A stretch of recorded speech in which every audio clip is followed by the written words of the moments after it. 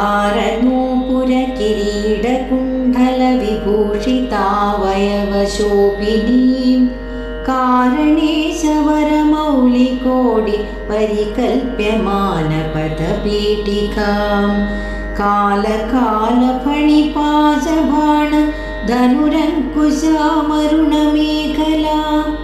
फालभूतिलकलोचना मनसि भावयामि परदेवतां गन्धसार घनसार चारुनवनागवल्लिरसवासिनीं सान्ध्यरागमधुराधराभरण सुन्दराननशुचिस्मितां मन्धरायतविलोचनाममल भालचन्द्रकृतशेखरीम् इन्दिरारमणसोदरीं मनसि भावयामि परदेवतां स्मेरचारुमुखमण्डलां विमलगण्डलम्बिमणिमण्डलां हारदामपरिशोभमानभुज भारबीरुतनुमध्यमां वीरगर्वहरनूपुरां विविधकारणेशवरपीठिकां मारवैरिसहचारिणी मनसि भावयामि परदेवतां भूरिभारधरकुण्डलीन्द्र मणिबद्धभूवलयपीठिकां वारिराशिमणिमेखलावलय वह्निमण्डलशरीरिणीं वारिसारवहकुण्डलां गगनशेखरीं च परमात्मिकां चारुचन्द्रविलोचना मनसि भावयामि परदेवतां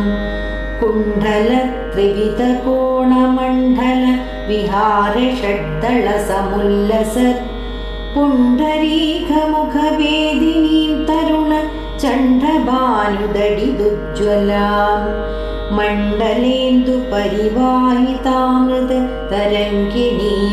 मण्डलेन्दुपरिवाहितामृततरङ्गिणीमरुणरूपिणीं मण्डलान्दमणिदीपिका मनसि भावयामि परदेवतां वारणाननमयूरवाहमुख दाहवारणपयोधरां चारणादिसुरसुन्दरी चिकुर शेखरीकृतपदाम्बुजां कारणाधिपति पञ्चकप्रकृति कारणप्रथममातृकां वारणान्दमुखपारणां मनसि भावयामि परदेवतां पद्मकान्तिपदपाणिपल्लवपयोधरानन सरोरुहां पद्मरागमणिमेखलावलय नीविशोभितनिदम्बिनीं पद्मसम्भव सदाशिवान्दमय पञ्चरत्नमणिपीठिकां पद्मिनी प्रणवरूपिणीं मनसि भावयामि परदेवताम् आगमप्रणवपीठिकाममल वर्णमङ्गलशरीरिणाम् आगमावयवशोभिनीमखिल वेदसारकृतशेखरीं मूलमन्त्रमुखमण्डलामुदित नादबिन्दुनवयौवनां मातृकां त्रिपुरसुन्दरी मनसि भावयामि परदेवतां कालिकातिमिरकुन्तलान्धगन भृङ्गमङ्गलविराजिनीं चूलिका शिखरमालिका वलयमल्लिका सुरभिसौरभां